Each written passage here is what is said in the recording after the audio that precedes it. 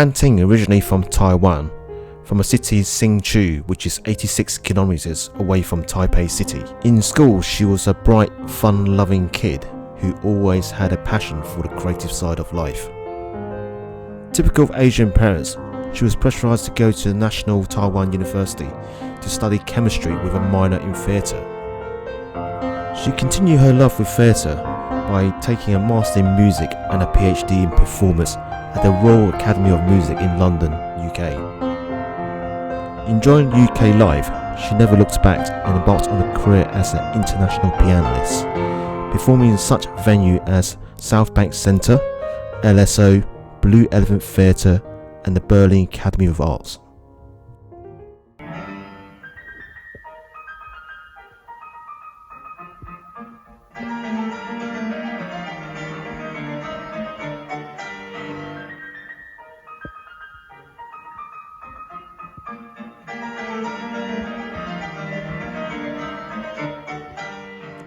In 2005, An Ting became the artistic director of Chinese Arts Now, a new NPO producing contemporary Chinese arts, and promoted such talents as Ken Cheng, Phil Wang and Nigel aka Uncle Roger fame.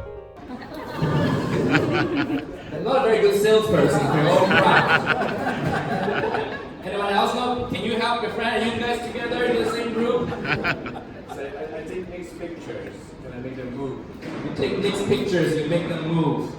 In 2018 and 19, An Ting composed and performed Coalesce, which is a fusion of traditional Chinese instruments with contemporary modern beat.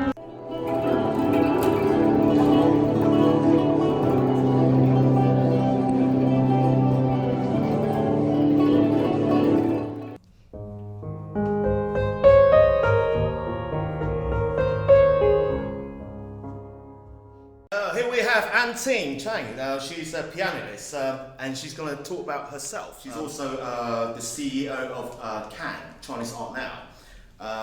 So, first thing, so let's introduce what you do. And you're international pianist. You was a former major in chemistry in 2007. I mean, why is the change basically from chemistry major to become an international artist? Yeah, I always like science very much, but I just I grew up in Taiwan originally, and then in Taiwan, just basically if you are good at science, then you are more encouraged to do science.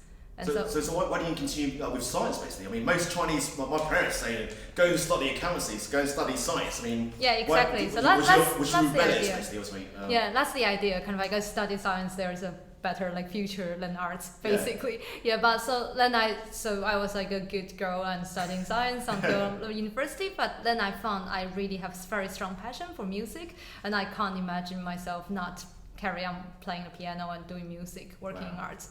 And I had a minor degree in theater directing. So a lot of time I have already had strong passion on theater as well. Did you literally taught yourself the piano? Was that basically through your major, so your minor? Yeah, so I mean my minor is theater directing because in my university, National Taiwan University, we don't have music. So we only have theater. So and then theater is the closest art to me. So I feel I really enjoy directing. Directing, and so that's why I create kind of music, hybrid theater, so together. So because I had this minor in theater directing at university. Yeah, but I just found I love music and theater so much, so I couldn't do chemistry. So I completed the degree. So I was a good girl, I was good Chinese girl, eh? Exactly, good a Taiwanese girl. Different. No problem. And then so I finished chemistry degree afterwards. I mean, you also got a PhD as well from the Royal Academy of Music, so you are super intelligent and super really good, and then you become an artistic director for your own theatre, concert theatre, I believe, in 2012. So tell us about that, basically.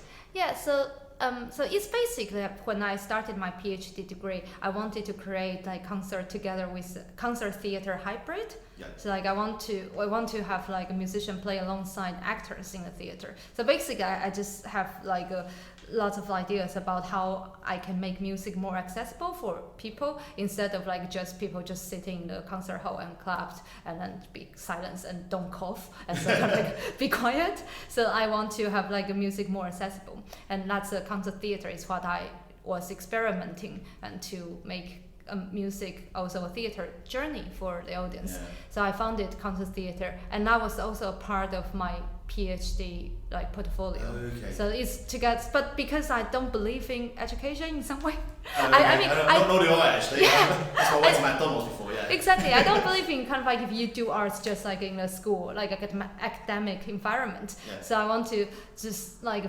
founded concert theater, and I had arts council funding. So then to do my project of like all the productions. Then so after my PhD, I completed a PhD, and I also had like some portfolio, some works made by through concert theater, and I had like experience on working with arts council like England. So then after I graduated from Royal Music, and I've so yeah, I mean you did latest stuff like I've been to your concerts, really good. You did the Coalesce concert, and that's basically a contemporary music with Chinese music as well. The Gu Queen with Chang Wu.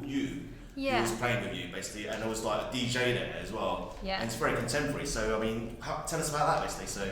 Yeah, so actually I started learning Guqin like about 3 years ago. I was fascinated by the Chinese instruments. Yeah. They are just so amazing. The sound is so delicate. So I was just like very excited.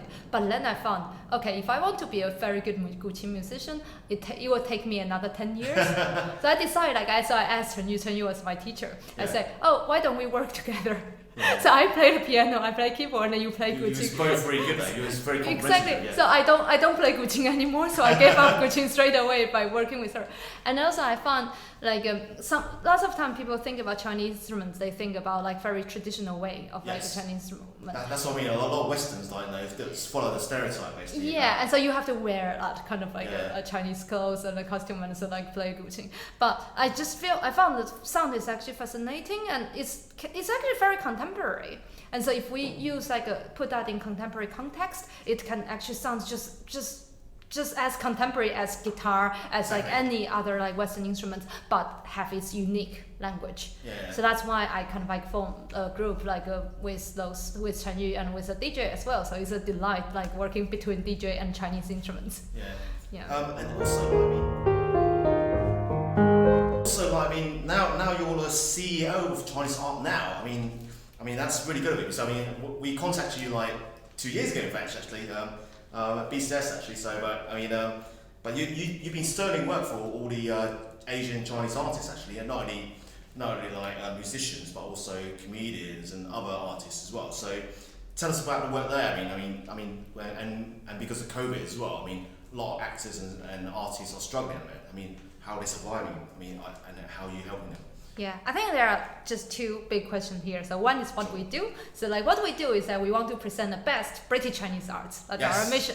And I found the most important thing is like there are just lots of story here just for British Chinese people, and also Chinese heritage people from different backgrounds. Yes. Just like people grow up here, or people grow up in just Australia, or people grow up from Canada, or from Taiwan, China, Hong Kong. Chinese heritage means that a lot more than just people from China. I mean, of course, people from China is also a very important part, but there are also just like people grow up here. There are just so interesting stories here. Just like, and I mean, we are more complicated than all white people. I mean, if I say, it's just naturally kind of like because of this different look and this different heritage. So and then growing up English and French, So exactly, it's like and growing up in this environment. But I mean, look does matter. I think kind of like, and we have more different experience kind of by surviving in this country. So there are just so interesting and important story here, but just there are very, very few stories are told. Yes, just like in theater or on screen. Yeah. So and our mission is that we are going to tell this story.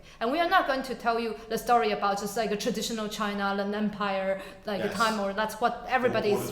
Exactly. Yeah. So but we are going to tell you contemporary story. We want to tell you the story about Chinese heritage people now. Yes.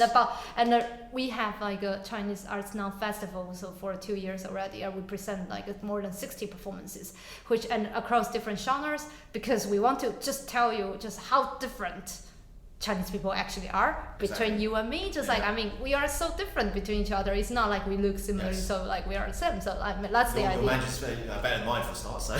No, but I mean, just like we are just really different. And your English is better than mine, and your English sounds more British. But I have like Taiwanese accent. But I also live here for like more than 10 years. So I mean, people have different stories to tell, and we want to tell those stories through arts and through comedies, through theater, through dance, through music. So how's COVID affecting all these actors and musicians now? I mean, it must be hard times, I mean. Yeah, it's very, very difficult at the moment because basically COVID, like all the theater closed down and then concert venues, they closed down, then just means artists have no job.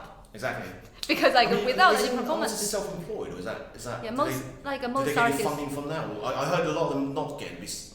They're not. I think it's a fresh show you have to reach basically for funding.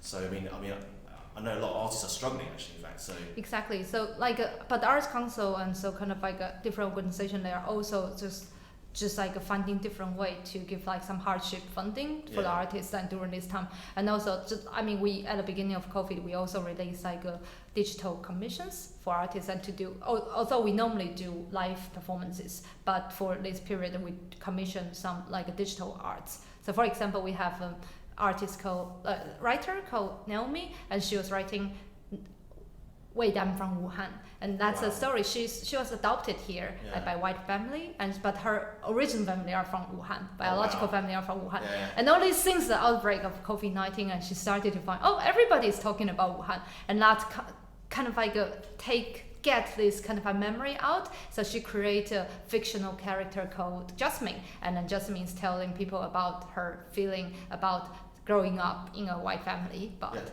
like having biological parents like in Wuhan, and through Instagram story and also blog post. So just like we are finding the innovative way and working with the artists to tell story digitally. So that's.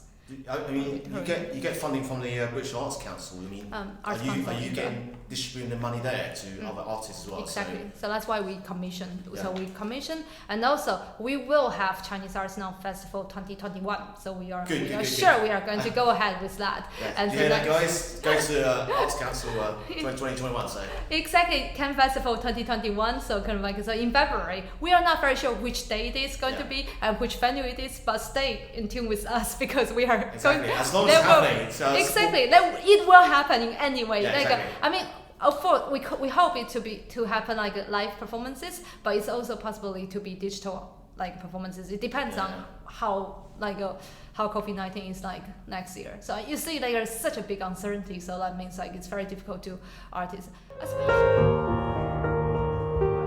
especially I have to say for East Asian artists, it's particularly difficult. Because the stage representations, like for like East Asian artists, are just still really low. I think every of us know. I mean, I think there's a bamboo ceiling as well. So how often do you really see East Asian like artists like going on stage? It's only Crazy Rich Asians that started a trend, basically. That's like kind of like one of the first. Like that's one of the first like the popular like a commercial really movie. It's really about kind of like people, and also people are not trying to use like a very like bad accent of like Chinese accent or something like that to do, and they can really use their as like American born Chinese. There's ABC's exactly, like, really about the identity layer. So that's a really kind of like a very important production. But I also, when people ask me about so this is Chinese people's time because there's Crazy Rich Asian, and I ask, do you know how many of Chinese people there are? And there is just one Crazy Rich Asian. We need a lot of those kind of stories. I mean, we always all you hear is like Jackie Chang and Bruce Lee. I mean, there's people who actually does normal stuff. I mean, we don't all work in takeaways, or we don't all work that's exactly the time. So that's exactly we don't need super more talents like you. Yeah, we don't need more kind of like a Chinese takeaway boys or kind of like a Chinese party girls or something like that. We need proper characters. So that's why kind of like we commission like a new play as well, so kind of like new music, and because we really want people to just like hear new music, new stories from us instead of like just just the very side character or kind of like or Chinese people written by white people about kind of like a fantasy about what Chinese is like. So we don't need that. Have you experienced this barrier to get into work or getting a promotion and going high up? I mean, during your career, I mean, during your career basically as a concert theatre, director, etc.? I mean, have you experienced people like, not giving you the show, people not giving the promotion, just generally, hidden racism?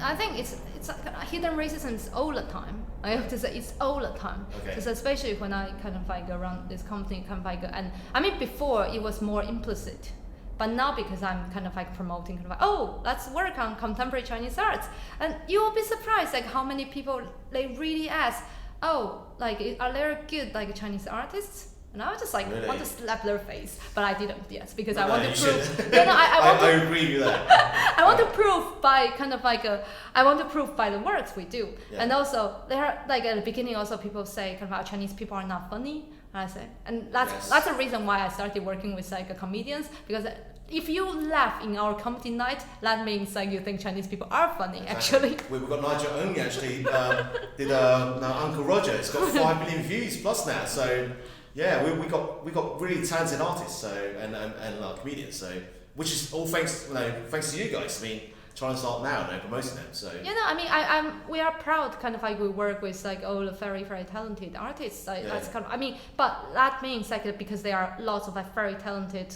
British Chinese artists, that's why we can work with them. So I mean, I'm very confident about this. But it's about how are we pushing ourselves and how are we working together, and then to push ourselves to the next level. So there will be more stage representation, like more works, more stories you hear about Chinese people and written by Chinese people instead of written by white people. We don't want that too much. Yes, like. We want to showcase our talent basically. So I mean, that's really good. Well, thank you for that.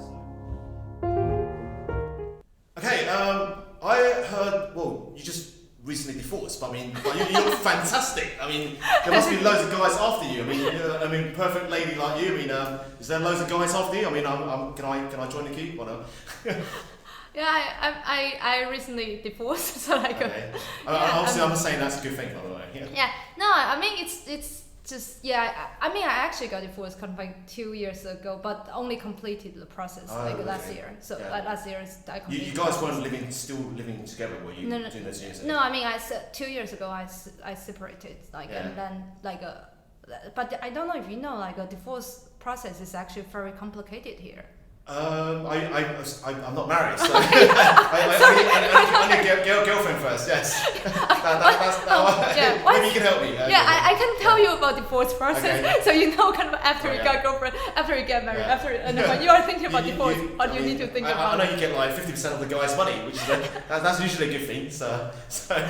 No, this is bad because you are implying about women don't. No. I don't mean like if I was a woman, obviously I've got big breasts. No. I will go for the money. That's a little bit problematic. No. It's not. But you're a nice person. I understand. Yeah. No.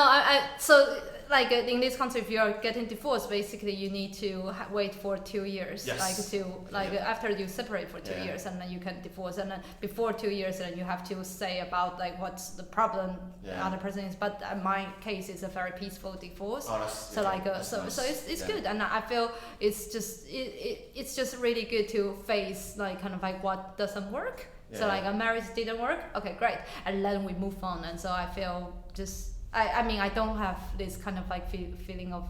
I mean, there's still sometimes about people that help your work as well.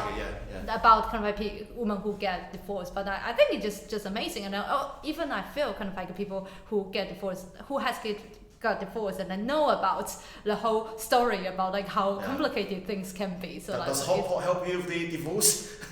What? Nigel did a piece about Hot Pot. I mean, is that helping you? No, I mean it was like afterwards. So I got divorced last year. So it's is there a rush of guys after you now? Are you stable with someone now? Or? I mean it's fun. Like I appreciate there are some appreciation from time to time. So which is good. Yes, like. Good. So I mean, what's your favourite food and stuff? I mean, if I was going to take you out for a bubble tea and I love bubble tea. You love Bubble tea is because my you're favorite. Taiwanese. Yep. Bubble tea is from Taiwan. That's Yep. very important. Bubble tea is from Taiwan. Exactly. And bubble tea is amazing. Respect. Yep. And then it's very customized kind of like drink. You can drink like you can choose how much sugar you want. You can choose how much ice you want, and it's just fantastic. You can choose what kind of tea you want. And normally it should be with very good tea. Taiwan's got done some amazing bubble tea. Exactly. So I was there last year, so yeah. So I highly recommend everybody to drink bubble tea. yeah. Is there any other food that you like? I mean, do you like hot stuff, chili stuff? Yeah, I mean I love food, but the difficulty is like I'm vegan. Oh yes, that's right. Yes, you're vegan. Yes. Yes, I'm vegan. So it's Has kind of like that been all your life? Or was that just recently you just became a vegan? I was like a vegetarian for a year and vegan only for a few months. Okay. Yeah. So I become vegan in one morning kind of like, because I just found actually eggs and just cheese and this kind of thing. It's similar if you are eating chicken. So if I don't want to eat chicken, and why do I eat eggs? So that's just like and Is then that now why you have that perfect shape then? I mean I just feel much happier to be so if if you or other people want to ask me out like just one thing, just I'm vegan. I'll stop eating my hamburger one day and become like you. But that might take a bit of while then. So it's a little bit difficult. So to kind of like sorry, But no, you look fantastic. You look fantastic. Must be the vegan. So I mean. Yeah, so I encourage everybody become eat vegan food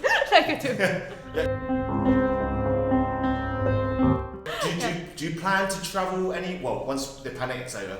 Do you plan to travel anywhere to do your work? I mean, is it just going to be UK based? Yeah, it's mainly UK based. I mean, I quite want to go back to Taiwan to see my dog because I have You have a dog? Yeah, I have a dog. What's the dog's name? Yeah, his name is Dong Dong.